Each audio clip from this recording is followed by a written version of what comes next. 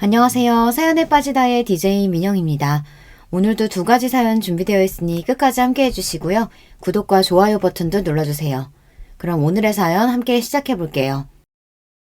안녕하세요. 저는 추리소설 작가가 되고 싶어하는 작가 지망생이에요. 나이는 만으로 45살이고 두 아이도 키우는 주부이자 엄마이지만 지금은 치열했던 시기를 지나 시간적으로 여유가 되고 보니 뒤늦게 작가라는 꿈을 갖게 된 사람이죠. 지망생이라고는 하지만 아직 저에게 변변한 작품은 없답니다. 요즘 책을 읽고 서평이나 간단한 글을 쓰면서 습작을 하고 있어요. 그러던 차에 문득 제가 구독하고 자주 보는 여기 유튜브 채널에서 사연을 모집하고 있다는 글을 보았어요. 좋은 기회라고 생각하고 이렇게 제 이야기를 쓰게 되었습니다. 제 사는 이야기 한번 들어봐 주시겠어요? 제 이름은 규원이입니다. 어느 곳에서나 제 이름은 남자로 착각하는 경우가 어려서부터 종종 있었어요. 어릴 때 반 남자애들이 제 이름이 남자 같다는 이유로 놀리기 일쑤였어요. 전 억울한 마음에 왜 딸에게 이런 이름을 지어줬냐고 엄마에게 물었죠.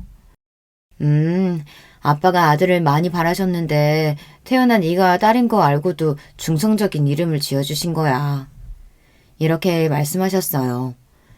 그런데 이름만큼이나 제 성격 자체도 여성적이지는 못해요. 아주 이성적이고 감정을 자제하는 면이 우리 아버지를 많이 닮았다는 말씀을 많이 듣고 자랐죠. 제 생각에도 전 다른 여자들보다 감정을 자제하고 이치에 맞는 행동을 추구하는 점이 좀 남다르다 싶어요. 달달한 연애 드라마보다는 반전과 복수가 살아있는 드라마나 소설이 제 취향이고요. 그래서인지 어릴 때부터 저의 장래 희망은 검사였습니다. 나쁜 놈들을 법으로 처단하는 검사는 너무 냉철하고 지적으로 보여 제 꿈이었어요.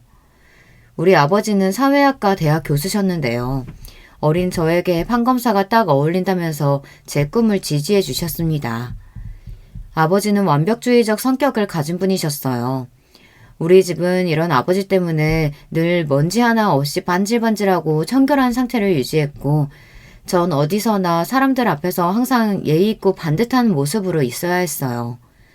학교 성적은 당시의 학창시절만큼이나 탑을 유지해야 한다고 강요하셨어요. 그리고 실수를 조금이라도 하면 자식이라거나 어린 나이라고 해도 용납해 주시지 않았어요. 아버지가 강의 자료나 책을 집필하시는 일을 전 국민학교 때부터 도와드렸는데요. 사실 10살 남짓한 아이가 글을 쓰다가 오타를 쓸 수도 있잖아요. 하지만 아버지는 심한 때는 손바닥 맴매를 할 정도로 엄하게 혼내셨습니다. 그런 환경에서 자라서인지 저는 늘 학교에서는 모범생이었고 아버지만큼이나 완벽주의 성격을 닮아갔습니다. 아마도 아버지와 저로 인해 가장 고통받는 분은 엄마가 아니셨을까 싶어요. 우리 엄마는 동화 작가셨어요. 엄마는 감성이 풍부하셨고 자식인 저를 늘 따스하게 감싸주며 사랑을 표현해 주시는 분이셨죠. 그런데 냉정한 성격에 감정 표현에 무뚝뚝한 남편에다 딸까지. 내 팔자가 그렇지. 상전을 2명이나 모시고 살아요, 내가. 사람이니까 이 정도 실수할 수 있는 거지. 그거 좀 실수하면 부녀가 다 파르르 하니 원. 아주 찔러도 피 한 방울 안 나올 사람들이라니까. 엄마는 이렇게 한탄하고는 하셨어요. 하지만 전 엄마가 아주 좋았어요. 제가 속을 다 드러내고 겪었던 일이나 감정도 다 털어놓고 말할 수 있는 사람은 바로 우리 엄마였거든요. 엄마도 하나뿐인 딸이 유일한 대화 상대라고 하시면서 우리 둘은 친구처럼 모든 이야기를 하는 베스트 프렌드예요. 엄격하고 차가운 아버지라고 해도 두 분이 사랑해서 저를 낳으셨잖아요. 자식인 제가 볼 때는 우리 아버지와 엄마는 남녀의 부부관계라기보단 동료에 가까워 보였거든요. 자식인 제가 부모님의 부부관계가 정확히 어떤 관계인지는 잘 모르겠어요. 그래도 이혼이나 별거한 적 없이 70이 다 된 지금까지 별탈 없이 잘 살고 계신 것 보면 그저 평탄하게 가정을 잘 유지하고 사셨다고 말씀드릴 수 있죠. 저는 평범하고 공부를 곧잘 하며 학창시절을 보낸 뒤 중앙대학교 법학과에 진학하게 되었습니다. 제 꿈이었던 검사가 되기 위해 대학교에 가서도 흥청망청 놀지도 않고 사법고시를 준비했습니다. 그렇게 대학생활 4년에 휴학까지 3년까지 꼬박 7년을 준비했건만 제 노력에도 저는 번번이 낙방했습니다. 1차 시험 합격 후 같은 해 그리고 그 다음 해에 치른 2차 시험에 떨어지기를 2번, 그렇게 두 번째 2차 시험에 낙방 소식을 들은 12월의 겨울날 쏟아지는 한방눈을 맞으면서 저는 인생 처음으로 깊은 좌절감을 느끼게 되었습니다. 사람이 아무리 노력해도 안 되는 일이라는 게 있구나. 다시 1차 시험부터 사시 준비를 시작할 엄두가 나지 않는다. 이제는 그만둘 때가 됐나 보다. 그 길로 사시를 포기하기로 정하고 집에서 부모님께 말씀드렸어요. 난 우리 규원이가 얼마나 노력했는지 잘 알고 있어. 스스로 할 만큼 하다가 끝내는 마음 먹었다는 건 시작하는 것보다 어렵단다. 그동안 정말 수고했다. 앞으로 더 재미있고 좋은 일 찾아보자.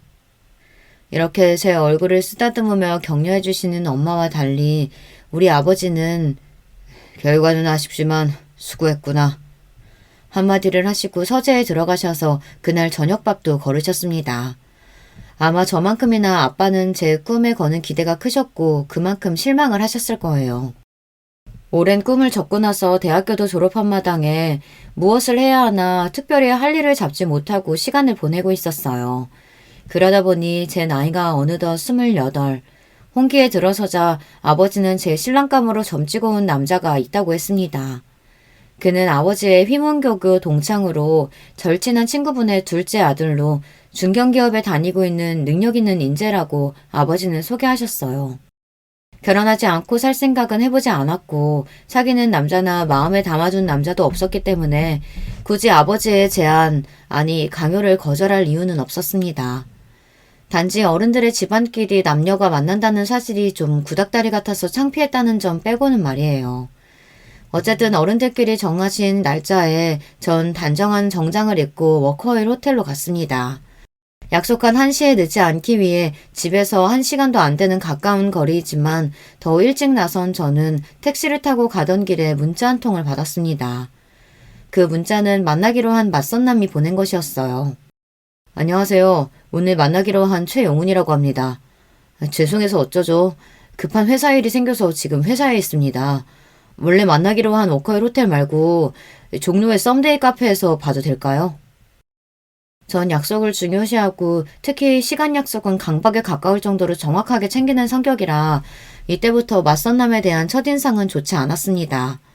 피치 못할 사정으로 장소를 변경한다면 적어도 3시간 전에는 통보했어야 하는 것 아닌가요?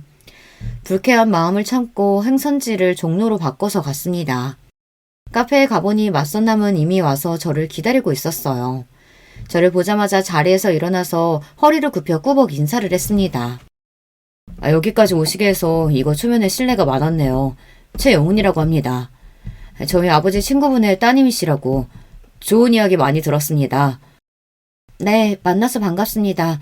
저도 말씀 많이 들었어요. 영훈 씨는 네이비색 스트라이프 수트 정장을 입고 있었고 머리는 깔끔하게 빗어넘긴 멋있는 회사원의 모습을 하고 있었어요. 외모가 수려하다거나 매력이 넘쳐 흘러서 설렐 정도는 아니었지만 편안하고 인간적인 호감이 생기기에 충분한 사람으로 보였죠. 제 생각에 영훈 씨도 저를 보는 눈빛이 반짝인다거나 설레이는 느낌은 아니었던 것 같습니다. 그렇게 생각하면 여자로서 기분이 나빠야 하는데 저는 별로 아무렇지 않았습니다.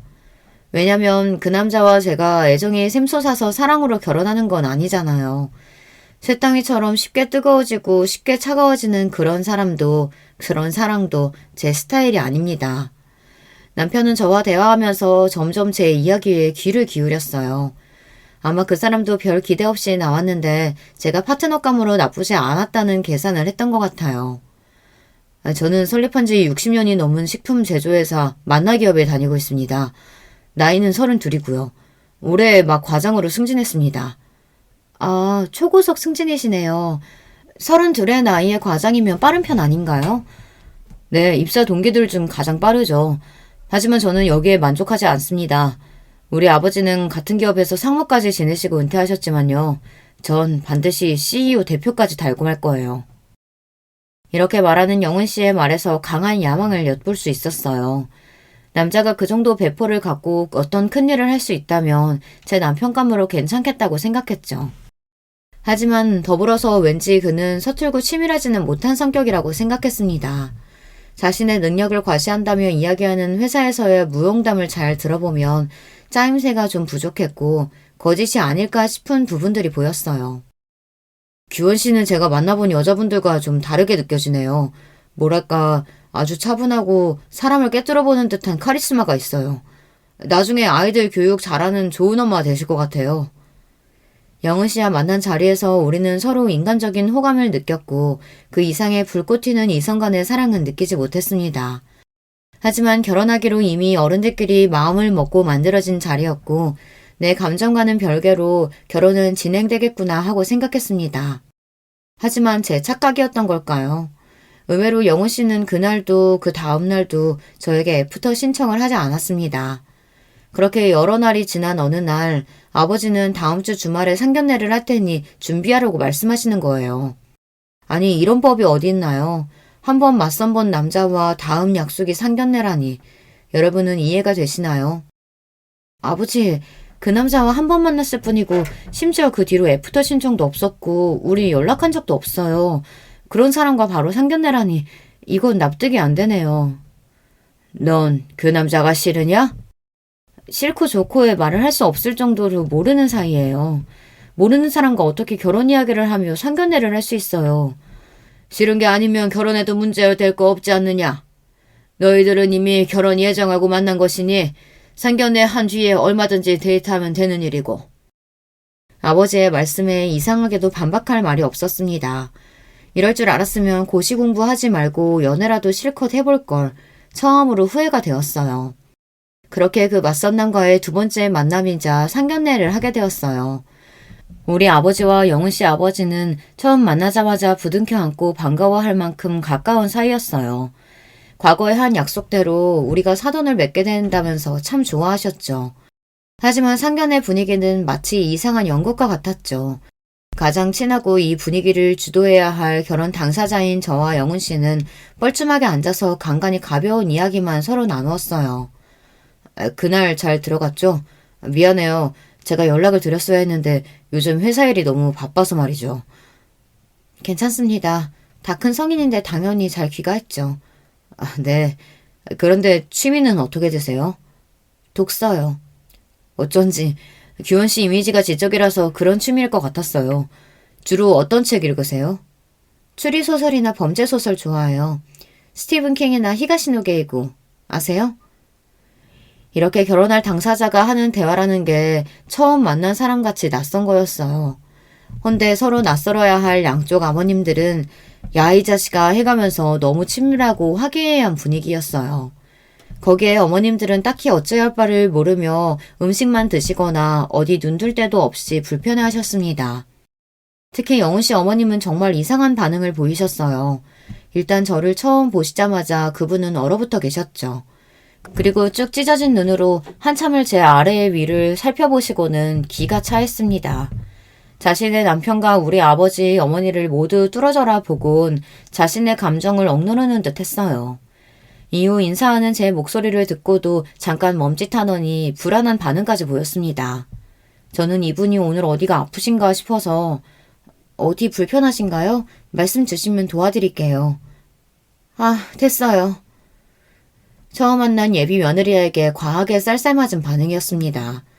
이렇게 기묘한 상견례 자리에서 어색한 결혼 당사자들과 불편함이 가득한 어머님들에도 불구하고 결혼식 날짜와 장소까지 일사천리로 잡혔습니다. 무려 2달 반 뒤에 급박한 날짜였지만 양쪽 아버지들의 추진력으로 결혼 준비는 빠르고 차질 없이 이뤄졌어요. 영훈 씨와 데이트 10번도 못 채우고 우린 결혼을 했습니다. 하지만 우리 엄마는 결혼식 전날 제 손을 잡고 걱정 가득한 얼굴로 말씀하셨어요. 규원아, 아무리 아버지가 무섭다고 억지로 결혼해서는 안 돼. 10번도 안 만난 남자에게 네 인생 맡기는 것이 난 아무래도 걱정되는구나. 저도 이런 결혼이 있나 싶게 어이없긴 해도 그래도 엄마, 그 사람이 싫거나 밉진 않아요.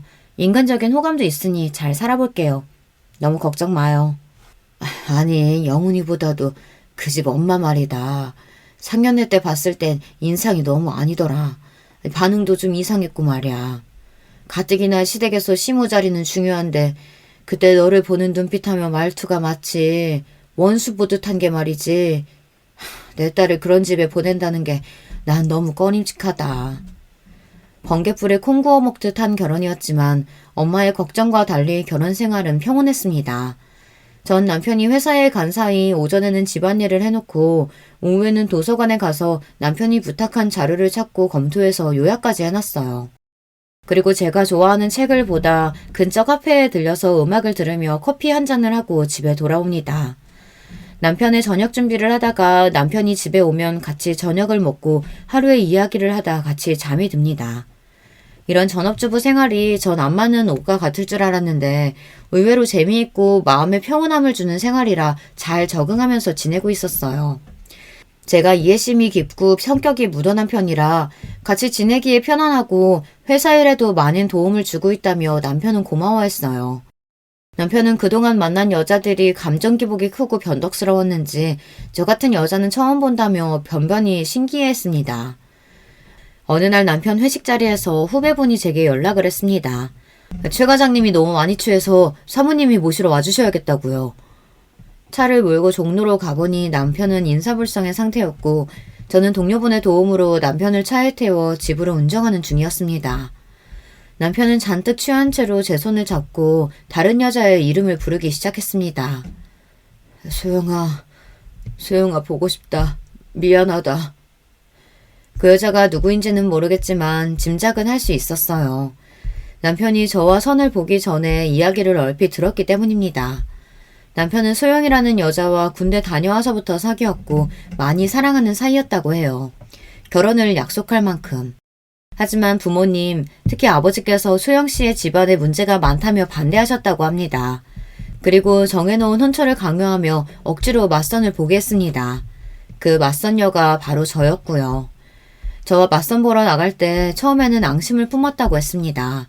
이 맞선 자리를 깽판치고 맞선녀에게 무례하고 불쾌하게 굴어서 아버지에게 반항하겠다고.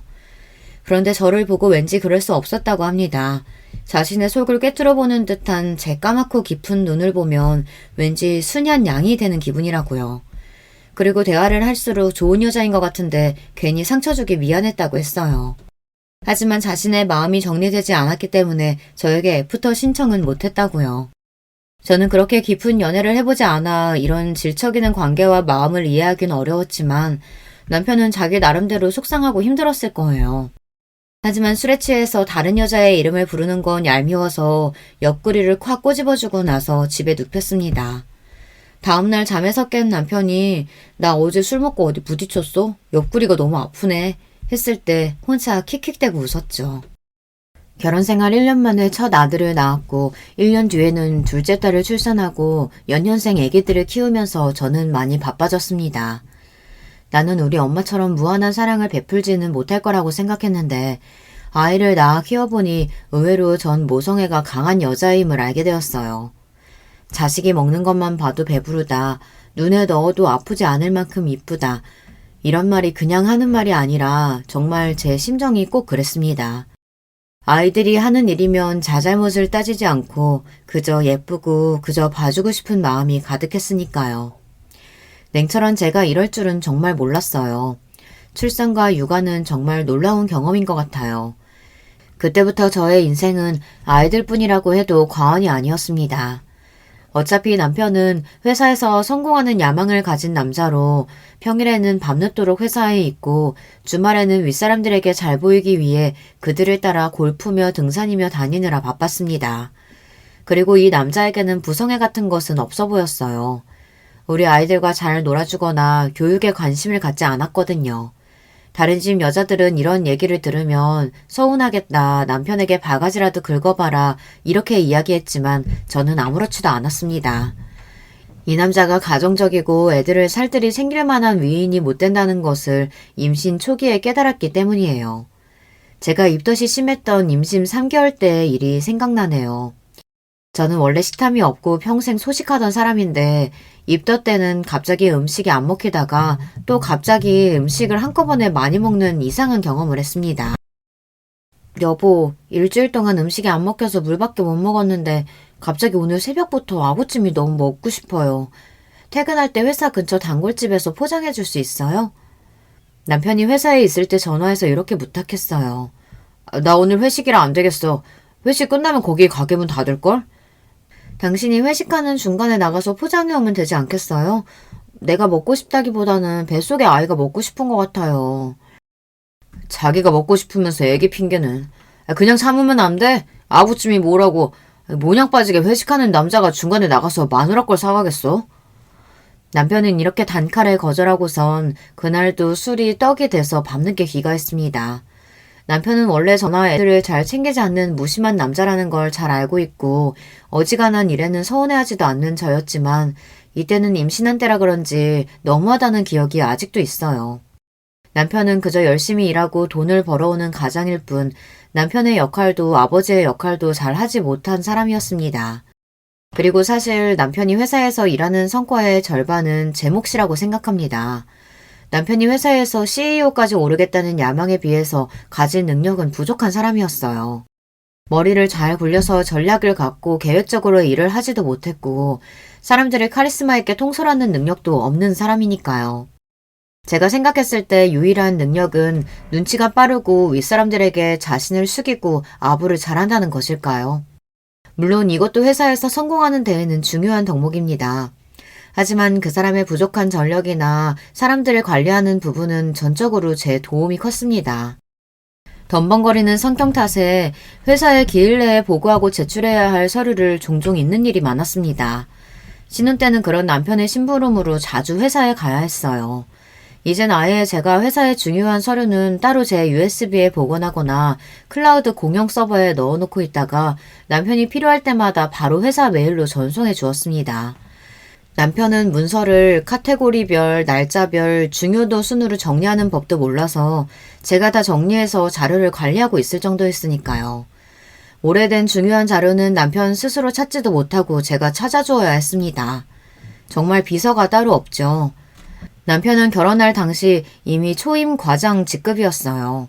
과장 이상이 되면 실무 능력만큼이나 부하 직원을 관리하는 능력이 점점 중요해집니다. 남편은 밑에 사원 대리급과 마찰이 생길 때마다 감정적이고 급하게 처리하려는 경향이 강했어요. 그럴 때마다 제가 진정시키고 중재자로서 그들에게 이렇게 대하라고 조언을 해줬습니다. 막상 내 말대로 해보니 부하 직원들은 점차 남편에 대한 반감을 거두고 지시를 잘 듣게 되었습니다. 그리고 부서에서는 남편이 부하 직원들 통솔을 잘한다며 인사고과를 잘 받을 수 있었죠. 그래서 하루에도 여러 차례 전화를 걸어오는 남편은 저에게 회사에서 일어난 이런저런 이야기를 하며 저에게 조언을 구하고는 했어요. 제가 지인들과 모임 자리에 있을 때 이렇게 남편 전화를 받는 모습을 보고 어떤 엄마는 부러워했어요. 어머, 우리 남편은 회사에 있을 때 전화 한 통도 안 하는데 규원 씨 남편은 아내가 이렇게 보고 싶으신가 봐. 몇 번이나 전화를 하시네요. 규원 씨 정말 사랑하나 봐요. 이렇게 속모르는 말씀을 하셨어요. 저는 굳이 거기다가 대고 별다른 말 하지 않고 슬며시 웃을 뿐이었습니다. 사랑은커녕이요. 그냥 아무것도 할 줄 모르는 어린아이 가르치는 것일 뿐이죠. 그 이외에 신제품 개발 출시 등 회사에서 내리는 중요한 결정에도 제가 꼭 필요했습니다. 소비자의 기호나 선호도 등 마케팅 자료를 찾아서 분석한 뒤 남편에게 의견을 주면 제 말대로 회사에서 결정하고 발표했으니까요. 심지어 집에 와서 회사 기획안 가이드나 전략 방향 등은 제가 잡아주고는 했습니다. 이런 걸 보면 남편은 회사에서 얼굴 마담이고 실제로는 제가 일한 것과 다름없어요. 거의 저의 마리오네트 수준입니다. 다행히도 남편은 회사에서 승승장구할 수 있었어요. 연봉은 같은 연차 대비 최상위로 이미 1억이 넘어섰고 그 이후에도 늘 연봉이 높았어요. 어느 주말 남편이 아버지께 부탁드릴 일이 있다며 시댁에 방문하자고 했습니다. 아버지, 우리 인사팀 상무님이 아빠 후배 맞죠? 저 이번 미국 파견원으로 나가고 싶은데 힘 좀 써주세요. 아, 나랑 돈독했던 후배 놈이니 어렵지 않을 거다. 그런데 왜 파견원이냐? 파견 근무면 애들이랑 시원애미는 같이 못 가잖니. 이왕이면 주재원으로 가족들 다 같이 가서 애들 미국에서 학교도 보내면 더 좋지. 뭐? 안 돼. 우리 아들이랑 손자들 미국 가면 잘 못 볼 거 아니야. 아들, 꼭 미국 가야겠니? 널 보낼 생각하면 엄마는 벌써부터 가슴이 아프단 말이야. 몇 년이나 있는다고 가족들을 다 같이 가겠어요. 괜히 고생만 하지. 여보, 이런 이야기는 미리 나랑 상의했으면 좋았을 텐데요. 우리 애들 미국에서 지내는 것도 좋은 경험일 것 같아요. 회사 일로 한국에 들어와야 하면 당신만 들어오고 제가 미국에서 애들 케어해도 괜찮아요. 얘, 너는 무슨 말을 그렇게 하니? 우리 아들만 죽어라 고생하다가 하라는 거 아니야? 신세 좋게 집에서 애들이나 키우면서 바깥 일은 남편이 하자는 대로 하면 따르는 거지. 난 우리 명훈이가 미국 가서 자기 뜻 펼치는 게 좋겠구나. 엄마가 따라가도 되지? 남편 회사 일 결정을 실제로 제가 다 하고 있다는 얘기를 하고 싶었지만 시몬은 아주 감정적인 분이고 말이 통하지 않아서 전 아무 말 하지 않고 가만히 있었습니다. 그리고 남편은 미국 지사 파견 근무로 1년 정도 나가 있게 되었어요. 하지만 남편이 미국으로 파견 근무를 나간 속셈은 따로 있었다는 것을 나중에 알게 되었습니다. 파견 근무에서 돌아와서 남편의 친구들이 집에 모여 와인 파티를 하게 되었어요. 파티 음식을 내오려고 그 자리를 잠깐씩 오가며 남편 친구들이 하는 이야기를 듣게 되었습니다. 야, 너 미국에서 재미 좋았다면서? 진철이가 그러더라, 현지처. 뭔 소리야, 현지처라니. 아, 소영이 얘기야? 소영이가 미국에 있는 법원에서 몇 년 일하고 있다고 해서 나도 해외 근무 핑계대고 같이 가서 지냈지. 회사 커리어도 쌓고 자유롭게 소영이랑도 지내고. 이 자식, 그렇게 좋았냐? 신소영, 그 여자의 이름을 여기서 다시 듣게 되다니 남편이 미국에서 근무한 이유가 예전 여자랑 지내기 위해서였다니 그 사실을 알고는 배신감에 몸이 떨렸습니다. 파티가 끝나고 저는 남편에게 가서 조용히 이야기했어요. 지나간 과거는 용서해줄게. 첫 딸린 네가 신나게 그 여자랑 즐긴 그 1년도 말이야. 앞으로도 그 여자랑 만나서 내 애들 아빠가 불륜남이라는 게 알려지면 난 용서 안 해. 그 여자랑 정리하고 그 증명을 해와. 내가 직접 그 여자 만날 수도 있어. 그리고 무슨 일이든 할 거야. 내 성격 알죠? 남편은 처음 보는 저의 무서운 협박에 적지 않게 놀란 것 같았어요. 다음날 저는 최 과장의 미국 지사 근무, 미국의 현지처와 동거하기 위해서 라는 제목으로 글을 써서 남편의 메일로 보냈습니다. 회사 사내 게시판에 이거 올리면 재밌겠죠? 신소영과 관계는 끝났나요? 라고 덧붙여서 말입니다. 이러자 남편은 겁을 먹고 생각보다 빠르게 신소영과의 관계를 정리했던 것 같습니다. 남편이 결혼하고 싶은 여자이고 그렇게 많이 사랑했다고 들었는데 고작 이 정도 협박으로 정리를 하다니 좀 신기하기는 했어요. 역시 남녀간의 사랑이란 참 더덥구나 싶고 대단한 사랑이 아니라 그저 불륜이었을 뿐인 건가 싶어서 비웃음이 나더군요. 제가 말씀드렸잖아요. 남편은 그렇게 치밀하지 못하다고요. 자기가 하는 거짓말들을 제가 다 속아 넘어갈 거라고 생각하니 어이가 없었어요. 밖에서 여자애는 술집 가서 놀고 오는 건 이미 알고 있고요. 그렇게 한번 놀고 오는 거 정도는 별소리 없이 넘어가 줬을 뿐입니다. 그리고 그 남자는 자신의 커리어와 인생을 희생할 만큼 누군가를 깊이 사랑할 만한 위인이 못 된다는 것을 아내인 제가 알고 있어요. 남편이 바람 폈다는 일은 그래도 제가 감당할 수 있었어요. 결혼 생활 동안 감당하기 힘들었던 사람은 바로 시모였습니다. 사람이 누군가를 너무 미워하면 우린 그렇게 생각하잖아요. 상대방이 그만큼 미워할 짓을 했을 거라고요. 그런데 제가 당해보니 전혀 아닌 경우도 있더라고요.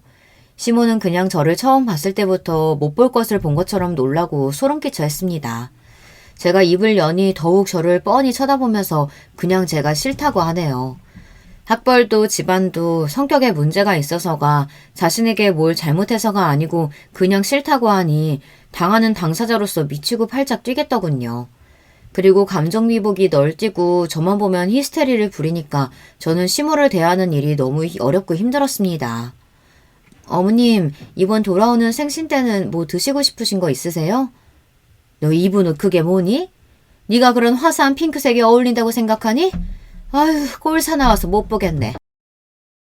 이렇게 질문에 전혀 엉뚱한 대답을 하는 데다가 밑도 끝도 없이 제 옷차림을 보기 싫다고 하는 날도 있었습니다. 시모는 제가 남편 옆에 앉아있는 것도 싫어했습니다. 남편 옆에 제가 있으면 그 사일이 비집고 들어와서 자기가 앉거나 남편을 불러내거나 아니면 저에게 다른 일을 시켰어요. 그래서 전 시댁에 가면 무조건 따로에 혼자 앉아있는 것이 편합니다. 절 잡아먹을 것 같이 구는 시모도 싫고 남편 옆에 있으면 못 살게 구니까요. 시부는 그래도 말이 통하는 이성적인 분이십니다. 며느리 사랑은 시부라고 하더니 이 집안에서 따스하게 대해주시는 분은 시부뿐인 것 같아요. 시모가 구박하면 조용히 제게 와서 손을 잡고 미안하다 아가. 내가 부덕한 탓이구나. 하고 저를 위로해 주셨어요. 왜 시부가 미안하다고 하는지 이해가 안 갔지만 누군가 내 편이 있다는 일이 이렇게 든든한지 미처 몰랐죠. 시부는 남편과 시모 몰래 저를 챙겨주시는 부분도 많았습니다. 생일이나 기념일에 꽃바구니를 배달시켜주시고 아무 날도 아닌데 저만 보면 용돈을 자꾸 주시려고 해요. 아마도 히스테리 부리는 시모를 견디는 며느리가 남편 내조 잘하는 며느리가 이뻐서일 거라고 추측해봅니다. 하지만 시부에게도 이상한 부분이 있었습니다. 어느 날 시댁에 저 혼자 남아서 집안 곳곳을 구경하고 있었어요. 시부의 서재에는 많은 책들이 책장을 채우고 있었고 책을 좋아하는 저는 그곳을 한참 보다 어떤 여자 사진을 발견하게 됩니다. 흑백 사진으로 젊은 여자가 웃고 있었는데 분명 시부가 예전 좋아했던 여자일 것 같다는 촉이 왔어요. 저는 정말 놀랐습니다. 이런 은밀한 과거의 사진을 어디 서랍장에 숨긴 것도 아니고 그 질투심 많은 시모가 이걸 가만히 뒀다는 것이 신기했어요. 남편이 결혼 전 사귀었던 신수영도 그렇고 시부에게까지 내연녀가 있었던 걸까 이런 의문이 들었습니다. 왜 아버지가 바람피면 아들도 똑같이 바람핀다는 얘기 있지 않아요. 그래서 혹시 시부가 그 과거의 연인을 지금까지 만나는 걸까 의심을 했죠. 하지만 시부는 바람까지 가지는 않고 아직까지도 그 연심을 간직하고 있던 것이었어요. 바람피고 다니는 남편에 비하면 시부는 순수한 순정남이네요. 결혼 이후로는 바람을 피운 것 같지도 않았는데 시모는 계속 옛날 일을 꺼내며 원망하고 괴롭히고는 했으니까요. 오히려 시부가 불쌍해 보였습니다. 시모는 사람에게 집착하고 정말 피를 말리는 사람이었기 때문에 50년을 함께 산 시부가 대단해 보일 정도였으니까요. 그런데 사진을 다시 본 저는 머리를 얻어맞은 듯 했습니다. 사진 속의 그 여자가 저를 많이 닮아있던 거예요. 흑백 사진임에도 얼굴형이나 머리 길이, 눈썹 모양까지 제가 봐도 꽤 많이 닮아있다는 것을 알 수 있었어요. 그제서야 주막능처럼 스치고 지나간 기억들. 아, 내가 이 여자와 닮아서 시모가 날 처음 봤을 때부터 그렇게 지독하게 미워했던 거구나. 시부는 특별히 나를 더 챙겨준 거구나. 미안하다고까지 말씀하셨는데 그건 제게 한 게 아니라 옛사랑에게 한 걸까요? 그제야 그 모든 상황이 이해가 되었습니다. 나중에 시부와 절친이신 우리 아버지를 통해 시부에 대한 사연을 들을 수 있었어요. 시부는 원래 같은 대학교에 다니는 사랑하는 여자와 오래 사귀었다고 해요. 또 그 여자와 지금 시모는 같은 대학교의 같은 과 친구였으니 이 세 분은 삼각관계였던 거죠. 하지만 시부가 친구와 연애하는 그때부터 시모는 이미 마음속으로 몰래 시부를 좋아하고 있었다고 했습니다. 하지만 시부가 대학교를 졸업한 뒤 만나기업에 취직한 후 혼담이 오갈 무렵 사귀던 여자분 집안의 가세가 기울었다고 해요. 이 틈을 타서 시모는 자신의 시부모님에게 자신의 집안은 재력이 있다고 어필하며 마음에 들려고 노력했다고 해요. 자기 친정 아버지에게 울며 졸라대서 적극적으로 혼사를 추진하도록 만들었고요. 그러다가 결국 시부의 뜻과는 달리 시모와 결혼을 하게 된 겁니다. 하지만 억지로 결혼한 뒤에도 시부는 시모에게 눈길 한 번, 정 한 번 주질 않고 회사일만 했대요. 그 친구가 참 불쌍하지. 재수씨 때문에 사랑하는 여자 잃고 마음을 닫고 무늬만 부부처럼 몇십 년을 산 게야. 그런데 재수씨는 남편이 그럴수록 더 집착하고 질투해서 평생 시달리며 살았으니 말이야. 결국 시모는 남편에게서 받지 못한 사랑을 자기 아들에게서 보상받고 싶어 했어요. 남편은 늘 시모의 간섭과 통제 아래에서 살았던 것 같아요. 지금도 시모는 한 번씩 남편의 셔츠와 속옷 같은 것까지 사다가 보냅니다. 아내인 제가 10년 넘게 챙겨주고 살고 있는데 참 기가 막힌 집착이죠. 지난번 제사 음식을 차리기 위해 시댁 근처 시장에서 장을 본 날 이런 광경을 목격했답니다. 단골 과일 가게 여자 사장과 시부가 안부를 물으며 이런저런 이야기를 잠깐 하고 있었어요. 그런데 시모는 멀리서 소리를 지르며 여보, 여기 과일은 어느 밭에서 주워왔나 봐. 못 쓰겠어요. 다른 데로 가요. 하고 시부를 잡아 끌고 가버리는 게 아니겠어요. 그 상황에서 보고 있는 저도 과일집 사장님과 시부 모두 얼굴이 빨개질 만큼 당황스러웠어요. 시부가 여자와 조금이라도 말을 섞으면 시모가 펄쩍 뛰고 과하게 반응하니 시부가 얼마나 괴롭게 살아왔을까 싶어 연민이 들 정도였습니다. 제가 결혼한 지도 14년이 흘러 남편은 이제 부회장으로 승진하게 되었습니다. 남편의 부사장 승진 소식에 저도 기뻐하지 않을 수 없었죠. 제가 뒤에서 힘쓰고 우리 부부가 함께 일궈온 결과이기도 하니까요. 회사에서 이제 확실히 남편 쪽으로 따르는 라인이 생겨 장차 사장까지 갈 가능성이 높아졌죠. 하지만 이렇게 좋은 날 저는 제대로 뒤통수를 맞는 사건이 생겼습니다. 모름지기 자신의 그릇이 부족하면 자기를 도와주는 사람은 더욱 신뢰하고 감사한 마음으로 품어야 하는 게 아닌가요? 가정에서나 회사에서나 정말 헌신적으로 자신을 도와준 조강지처인 저를 남편과 시모는 내쫓으려고 계획을 세운 겁니다. 시모는 제가 아무 잘못한 것이 없이 그냥 쭉 미워했죠. 거기에 남편은 예전에 만났던 내연녀인 신소영을 부인 자리에 들어앉히려는 속셈을 갖고 있었던 거죠. 예전에 미국에서 바람피다 걸려서 관계를 끊었다가 최근 미국 지사 출장이 잦아지면서 다시 만났던 모양입니다. 신소영이라는 여자도 웃긴 게 그냥 과장 나부랭일 때에는 이혼 요구 없이 불륜관계만 갔더니 남편이 이제 사장 자리에 오를 것 같으니 상호 자리가 탐났는지 적극적으로 이혼해서 자기랑 결혼하라며 욕심을 내는 겁니다. 저는 하루아침에 헌신짝처럼 버려지게 생겼어요. 남편과 시모는 당장 이혼해달라며 저에게 삿대질을 하며 소리쳤습니다. 별 볼 일 없는 네 년이 사장 사모님 소리 듣는 꼴 내가 못 봐. 당신이라는 여자 지긋지긋해. 남편 알기를 우습게 알고 맨날 지적하고 지시하고 네가 사장이야? 당신같이 뻣뻣한 여자 말고 야들야들하고 여자같이 구는 사람이랑 살 거야. 진짜 내가 사랑해온 여자랑 내 남은 삶을 살 거라고. 그럼 내 아들이 어떤 사람인데 이제 만나기업 사장이 될 우리 아들인데 저런 여자 갖다 버리고 입맛에 맞는 여자 들이잡구나. 이렇게 기가 막히고 억울한 일을 제가 당하다 보니 말문이 막혀서 제대로 항변도 못했어요. 그들이 집을 나가고 혼자 곰곰이 생각해봤습니다. 내가 살아온 인생이 정말 이 정도밖에 안 되는 걸까? 결혼 생활 전부를 남편의 출세와 아이들의 행복을 위해 살았는데 결과는 고작 이것이라니. 믿을 수가 없었고 너무 억울해서 누구라도 붙잡고 호소하고 싶었어요. 하지만 그런 제 심정과는 별개로 전 저 남편과 시모랑 계속 사는 것이 과연 옳은 일일까 하는 고민이 되었습니다. 당연히 저들에게 복수하고 싶죠. 하지만 복수하겠다고 이혼하지 않고 버티면 제 인생이 너무 시궁창같이 구질구질해질 것만 같은 거예요. 그래서 저는 쿨하게 저들의 요구대로 이혼을 해주고 제가 얻을 것은 얻어내자라는 마음이었습니다. 저는 법대 동창생 중 변호사로 개업한 친구를 만나 이혼 조정 합의서를 작성했습니다. 이혼 합의서에는 제가 요구하는 몇 가지 조건을 달았어요. 첫째, 아이들의 친권과 양육권은 내가 갖는다. 둘째, 아이들 양육비 월 700만 원, 현금 10억과 경기도 양평에 별장 명의를 넘겨달라. 별장 사용은 그 전과 동일하게 남편 시댁 모두 공동으로 가능하다. 별장의 시가는 20억이 넘습니다.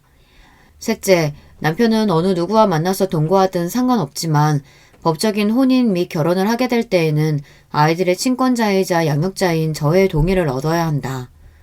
왜냐하면 신소영이 법적 배우자가 되면 남편 재산에 대한 권리가 생길 것이고 둘 사이에 자식이라도 낳게 된다면 나중에 우리 애들에게 갈 유산은 확연히 줄어들 테니까요. 그리고 변호사는 따로 남편에게 협박 아닌 협박의 말을 덧붙였습니다. 아내분은 남편이 회사에서 횡령한 증거와 거래하는 벤더 업체에서 로비받은 증거 등을 갖고 계시더군요. 남편분의 회사 생활을 끝낼 수 있는 많은 비밀을 알고 계신 것 같으니 조심하시는 편이 좋겠습니다. 저와 변호사가 나중에 복수를 위해서 치밀하게 세운 이 이혼 조건을 남편은 순순히 수용했습니다. 명석하지 못한 남편은 이 조건들이 어떤 것을 의미하는지 장차 어떤 일이 생길지 예측하지 못하는 위인이니까요. 오히려 시모는 현재 우리가 함께 살고 있던 일원동 빌라에 대해 재산 분할을 하지 않아 다행이라며 그가 10억과 별장 명의 따위 얼마든지 줄 수 있다고 좋아했습니다. 일원동 빌라는 시가가 40억 가까이 되지만 저는 그것은 탐나지 않았습니다. 애들의 양육비와 현금 10억으로도 앞으로 생활하는 데 불편함이 없을 거고 양평 별장은 당장 팔 필요는 없지만 다른 이유로 저에게 필요했습니다. 이 별장이 어떻게 쓸지 여러분께 조금 뒤에 제가 알려드릴 예정이니 조금만 기다려주세요. 시모는 제가 이혼할 때 의기양양한 얼굴로 이런 말을 남기고 헤어졌습니다. 너 그동안 내가 왜 그렇게 너 미워했는지 궁금했지? 궁금했을 게다. 이제 남이 되니까 솔직히 얘기하면 넌 신기할 정도로 그 잡것하고 닮았어. 처음에는 너희 엄마가 그 여자인가 착각했을 정도로 넌 그 여자랑 닮았다. 내 남편과 서로 사랑했던 그 여자, 김혜선. 중저음 목소리 톤하며 까만 생머리에 창백한 얼굴, 동그란 눈썹. 그래서 널 처음 본 순간부터 지금까지 난 네가 몸서리치게 싫었다. 이제 내 아들과 헤어지게 되니 아주 속이 후련하네. 앞으로 다시는 보지 말자. 자기 남편과 닮았다는 이유 하나만으로 며느리를 미워하고 살았다니 시모는 정말 질투에 눈이 먼 나머지 정신이 어떻게 된 게 아닐까요? 남편과 시모의 밑바닥까지 보게 된 저도 무능력하고 바람핀 남편도 사이코 시모도 더 이상 함께하기 싫었어요. 제가 이혼하는 과정을 지켜본 우리 친정 부모님은 너무 충격을 받으셨어요. 특히 결혼을 무리하게 추진했던 아버지는 저를 볼 면목이 없다며 너무 미안해하시고 자책하셨죠. 하지만 저는 괜찮았습니다. 결국은 그들에게 복수할 것이니까요. 그래서 전 이혼 때문에 좌절하거나 우울해하지 않았어요. 이혼 뒤 부모님이 사시는 대치동 아파트에서 아이들을 키우며 살게 되었습니다. 아이들은 제가 열심히 뒷바라지하고 교육한 만큼 성실하고 또 공부도 잘하며 심성이 반듯하게 잘 자라고 있어요. 딸은 미술 유학을 가고 싶어 했기 때문에 남편이 보내주는 양육비가 부족해졌습니다. 저는 양육비를 200만 원 높여달라고 요구했습니다. 하지만 남편은 이를 거절했고 너랑 애들 쓸 양육비도 이젠 아까워서 안 줄 거야. 억울하면 소송 걸어봐 어디. 우리나라 법상 아무리 이혼합의 조건으로 양육비를 약속했더라도 안 보내면 어떻게 할 수단이 별로 없습니다. 압류 등으로 강요할 수가 없기 때문이죠. 아마 어디서 이런 이야기를 주워 듣고서 이렇게 버티는 모양인데 저는 자신의 핏줄인 아이들에게 대해 책임감까지 져버린 이 사람을 더 이상 용서할 수 없었습니다. 그리고 제가 갈고 있던 복수의 칼날을 이제 꺼내들기 시작합니다. 우선 남편의 회사 게시판에 익명의 제보글을 작성해서 올렸어요. 제목은 최 부사장의 도덕적 해이와 비리를 고발합니다. 포함된 내용은 남편이 회사에서 공금을 횡령한 내용이었습니다. 해외 출장 명목으로 개인적으로 여행하고 즐긴 회사 비용, 거래하는 벤더 업체에서 로비로 술자리 접대와 현금 및 금괴를 받았던 일들을 상세히 적었습니다. 그리고 사내 비서와 불륜한 일도 함께 제보했습니다. 남편은 저를 내쫓고 자기의 사랑이라던 신소영과 동거하면서도 회사에서는 비서와 놀아난 것입니다. 정말 말도 안 되게 저지른 사람입니다. 이것만으로 끝난다면 저의 진짜 복수가 아닐 거예요. 남편 회사의 사장님에게 익명으로 퀵 우편을 보냈습니다. 거기에는 우리 양평 별장에서 남편이 회사 임원들과 정부 관료들에게 로비로 접대하며 매춘부들과 놀았던 영상이 담긴 USB를 넣었습니다. 저는 사실 시댁의 양평 별장을 이용하면서 10년 전 몰래 CCTV를 설치해 여기에서 일어난 일들을 녹화하고 있었어요. CCTV를 달게 된 계기는 남편이 이 별장에서 내연녀를 데리고 와서 놀았던 것입니다. 나중에 증거나 협박 수단으로 쓰기 위해 달았던 것이 이렇게 지금 중요한 복수의 수단이 되었어요. 복수의 결과는 오래되지 않아 금방 나타났습니다. 남편은 제가 사장에게 CCTV를 보낸 그 다음날 바로 회사에서 잘렸거든요. 그리고 남편은 사내 게시판 제보로 자신의 파렴치하고 무능력함이 만천하에 퍼졌습니다. 회사에서 잘린 뒤 어느 기업에서도 남편을 써주지 않을 것이 명백했습니다. 남편과 시모는 사장 자리까지 생각했을 텐데 얼마나 실망하고 좌절했을까요? 제 복수는 하나 더 남았습니다. 제가 억울하게 쫓겨날 때 시부는 말도 안 되는 일이라며 저와 함께 슬퍼하고 원통해했습니다. 그리고 시부는 우리 친정아버지와 한잔하러 친정집에 들르실 때마다 늘 저에게 미안해하시고 따로 아이들 양육비를 챙겨주셨습니다. 술에 취해서 시부는 한 번씩 마음속 소망을 꺼내고는 하셨어요. 시모와의 황혼 이혼 말입니다. 제 복수로 남편이 회사에서 쫓겨난 과정의 일을 알게 된 시부는 이제 아내만이 아니라 아들에 대해서도 깊은 실망을 느끼시고 진지하게 이혼을 고민하셨습니다. 그리고 그 고민하시는 과정에서 우리 친정아버지와 제가 거들어서 결국 시부는 시모에게 이혼을 요구하고 그 집에서 나오셨습니다. 시부가 나오면서 시모는 자존심도 없는지 시부에게 매달려서 울고불고 난리였어요. 이제 와서 당신 왜 이래요? 우리가 함께 산 세월이 얼만데 제발 나 버리지 마세요. 난 그 50년 세월 동안 한순간도 당신을 마음에 담아둔 적이 없다는 거 당신도 알지 않소? 우리 앞으로 살 날이 얼마나 남았다고. 이제 각자 편하게 삽시다. 난 당신과 1분 1초도 함께 살 수가 없어. 당신 이러는 게 결국 김혜선 그년한테 가는 거야? 당신이 아직까지 그 여자 마음에 품고 있는 거 내가 모를 줄 알아? 미친 소리 그만해. 그 여자는 죽은 지 10년도 더 됐어. 젊은 시절 사랑했던 일 하나 때문에 당신은 결혼 내내 나를 괴롭혔다고. 미저리같이 정신병자인 당신과 내 남은 하루도 함께 살고 싶지 않아. 그리고 시부는 매정하게 시모를 내치고 집을 나가버렸습니다. 남편은 회사에서 쫓겨나와 직업도 구하지 못하고 내연녀 신소영에게 버림받은 채 매일 술을 마시고 백수로 살고 있습니다. 술에 잔뜩 취해서 애들이랑 저에게 전화를 하고 있지만 우리 가족을 버리고 인생을 망가뜨린 남편의 술주정 따위는 들어줄 마음이 없어 차단하고 있습니다. 아무리 반성하고 후회하며 돌아온다고 해도 당연히 우리의 가족으로 받아들일 마음은 조금도 없고요. 시모는 시부에게 버림받은 뒤 반쯤 실성한 채로 다니던 교회나 모임도 안 나가며 집에서만 지내고 있다고 합니다. 저의 복수극은 이렇게 끝이 났습니다. 지금까지 제 사연을 들으신 여러분 어떠세요? 제가 너무 매정했던 걸까요? 이따금 제가 이렇게까지 남편과 식모에게 복수한 것이 후회가 되고 있어요. 너무한 게 아닌가 싶어서요.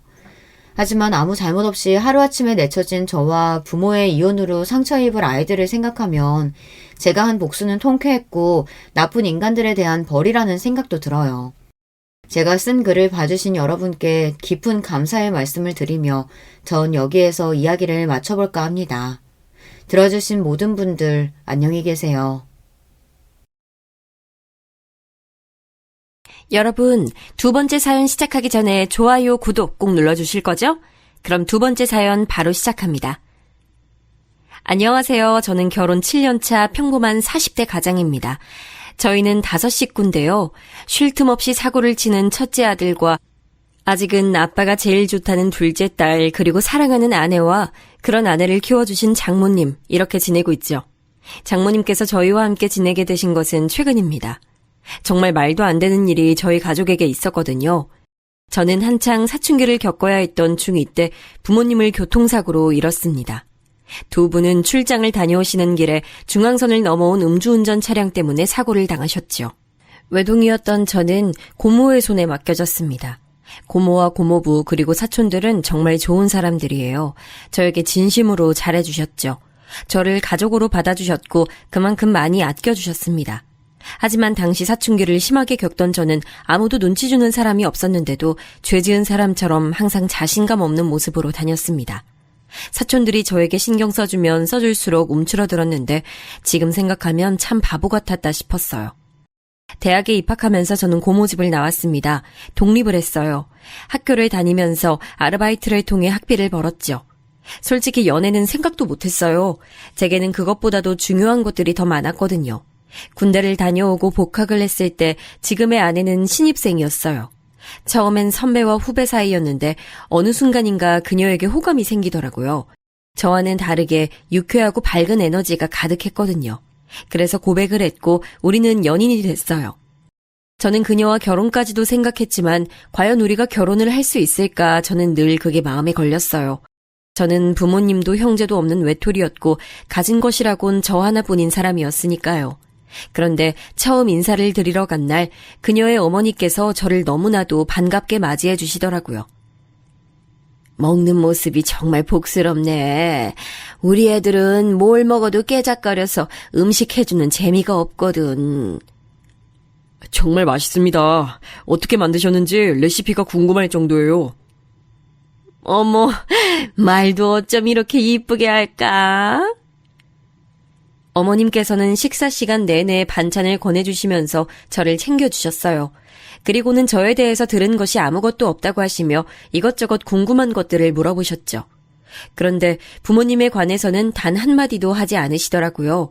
순간 어머님께서 정말 몰라서 제게 물어보시는 것이 아니구나 싶었죠. 어머님은 그냥 제게 말을 걸고 싶으셨던 것뿐이었어요. 나중에 집에 가려고 일어나는데 어머님께서는 제게 빵빵한 종이 가방을 주셨어요. 오늘 잘 먹던 걸로만 조금씩 쌌어요. 혼자 산다고?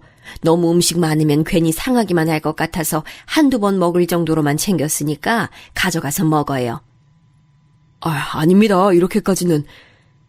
그리고 다음에 올 때는 먹고 싶은 거 미리 경아한테 말해줘요. 내가 해줄게.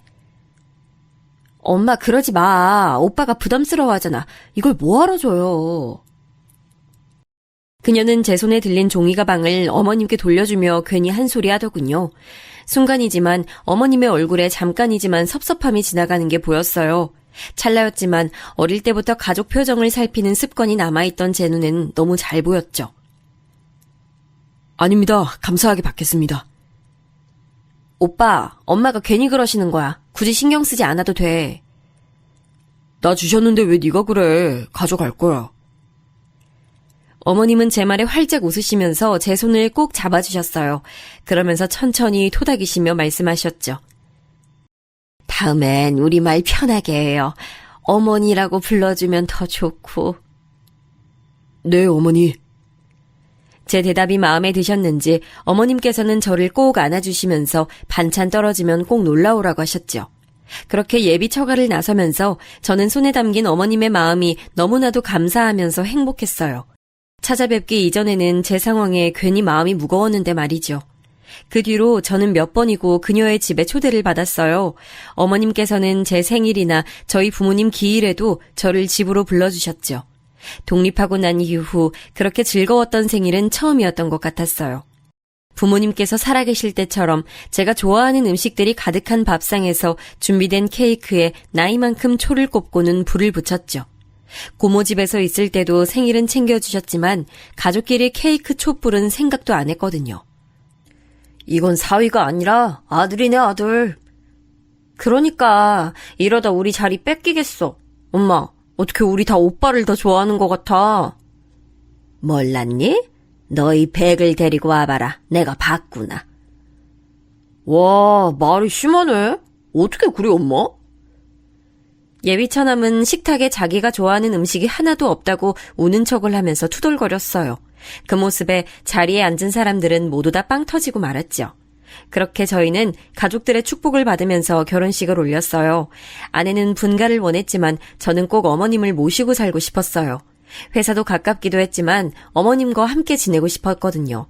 아내는 처가살이 시키고 싶지 않다고 강력하게 말했지만 저는 전혀 그런 생각이 들지 않았기에 아내를 설득했어요. 하지만 아내보다도 더 큰 벽은 어머님이셨어요. 아이고 무슨 소리야. 이서방이 왜 여기 들어와서 살아. 됐어. 신혼인데 둘이서 알콩달콩 재밌게 살아봐야지. 애도 가져야 하고. 어머님, 저 눈치 주실 거예요? 막 처가살이 시키실 거예요? 내가 우리 사위한테? 그럴 리가. 보고만 있어도 아까운데 무슨 그런 말을. 그런데 왜 자꾸 오지 말라고 하세요? 어머님께서는 끝까지 반대를 하시더라고요.